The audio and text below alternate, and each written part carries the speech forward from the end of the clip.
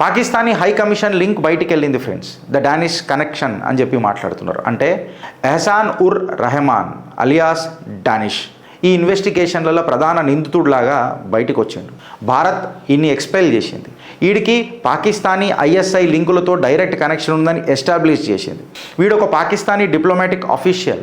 ఇక్కడ ఒక diplomatic concern కూడా వచ్చింది. కౌంటర్ ఇంటెలిజెన్స్ ఇష్యూ కూడా లేవనెత్తిరు మనోళ్ళు. ఇన్ఫ్యాక్ట్ చెప్పాలనంటే ఒక జియో పొలిటికల్ ఫ్లాష్ పాయింట్ అయింది ఫ్రెండ్స్. అంటే ఇలా నువ్వు కరెక్ట్గా గుర్తుపెట్టుకోవాలని అంటే ఆపరేషన్ సింధూర్ జరుగుతున్నప్పుడు ట్రూప్ యొక్క మూమెంట్లోని వీళ్ళు వాచ్ చేస్తూ వచ్చిండ్రు. అంటే సెన్సిటివ్ మిలిటరీ ఇన్ఫర్మేషన్ని ఆపరేషన్ సింధూర్ టైంలో లీక్ చేయడం అనేది ఎంత దురదృష్టకరమో ఒకసారి ఆలోచించారు.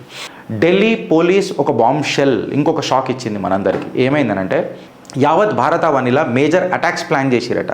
ఢిల్లీ పోలీస్ స్పెషల్ సెల్ 8 మంది ఇండివిజువల్స్ని అరెస్ట్ చేసింది.